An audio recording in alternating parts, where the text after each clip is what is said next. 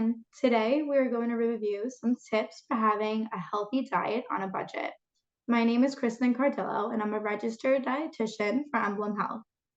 And my name is Kate MacKenzie. I'm the executive director of the New York City Mayor's Office of Food Policy. I'm also a dietitian, and I'm really looking forward to this conversation with Kristin about a few dilemmas that you might often face. So the first dilemma is this.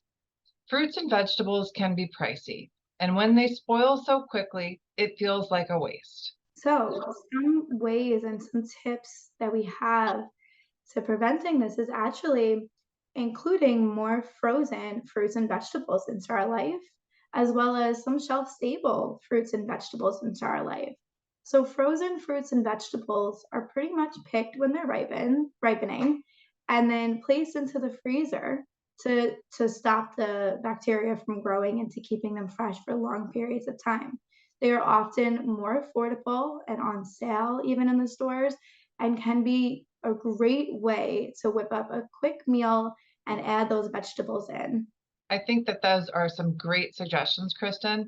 I also know how hard it can be to face sticker shock in the stores. And so making sure that, like all New Yorkers, we are good price shoppers and looking at, different kinds of products that are available, looking for the sales is really important.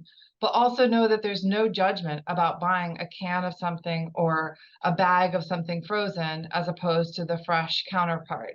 Now, of course, there are certain things like having a great salad really matters when you consider the kind of lettuce you put into it. But really, this is about eating more fruits and vegetables and not feeling guilty or bad for eating something that is canned or frozen, in addition to the fresh fruits and vegetables that are available at grocery stores, bodegas, farmers markets, and many places throughout the city. Absolutely. So another thing that people can often find themselves faced with is, the reality that they feel they can't make meals or snacks from scratch every day. And they also maybe wonder about what is a healthy alternative for their family. Yeah, so the reality is that we can't always make these gourmet meals every single day, especially 3 times a day. We should be trying to hopefully eat 3 times a day. So we just wanna balance our meals and snacks. We can do this by trying to ensure that you have a carbohydrate, like a healthy one, such as brown rice or even a piece of fruit. Um, you want to pair it with a protein, some sort of lean protein. You could choose peanut butter or nuts or beans, or you can choose chicken or things like that. And then trying to just serve it with the vegetable. In reality, a balanced meal can be a peanut butter sandwich with some raw peppers on the side, or it can be something like a Greek yogurt and hummus and carrots. Of course, we can have bigger meals, and those are always fun to include some beans and rice, and then perhaps some chicken or something with it, or a piece of fish. But it doesn't have to be so fancy all the time. We just want to balance our meals. And it's so hard because I think we're bombarded all the time on our devices or on in advertising about like how beautiful dishes can look. But I think you're right. This is really about making things that are healthy, delicious, and especially for those of us with families with young kids. So, I think that, it's really here also about some things that are not just about the cooking of meals, but thinking about the portions. So maybe it's a night when you just can't cook a dinner at home and you find yourself like having to pick something up on your way home. Think about the portion. Maybe take it out of the container that it came in and put it into something that's a more manageable size. Because we all know we might be thinking we get a deal when we get a big, portion of something at a restaurant, but it could actually stretch for more than one meal or serve more than one person. So, sometimes it's just thinking about the portion. Sometimes if you are cooking, it's thinking about the kinds of oils that you're cooking in or the amount of oils that you're cooking in. Don't be so hard on ourselves, really. Some of this is the things that we know to do, and we just need to feel confident that, cooking them in a better way, maybe not frying, maybe baking. These are some tips to help, prepare what we know is healthy and doing it in an even better way. I would also think, I want to talk about something that for Mayor Adams is really important here and also help change his life. Meat can be really expensive, but I'm concerned about getting enough protein if a meal doesn't include it.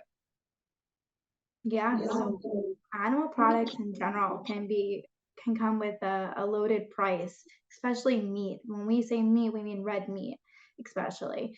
And so to get enough protein in, you can utilize other sources out there for a better price. And legumes being one of the most common ones that you can go ahead and buy a bag of beans from the shelf, or you can go and get the canned version of it and utilize them in your meals. So you could take, for example, small white beans and blend them into a red sauce. And there's a way to add protein.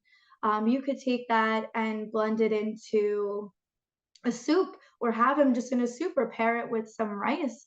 And those are all more affordable ways to including protein into your diet without necessarily purchasing red meat, and still adhering to following like a more plant-based regimen, which is a very, very healthy way of going about our meals.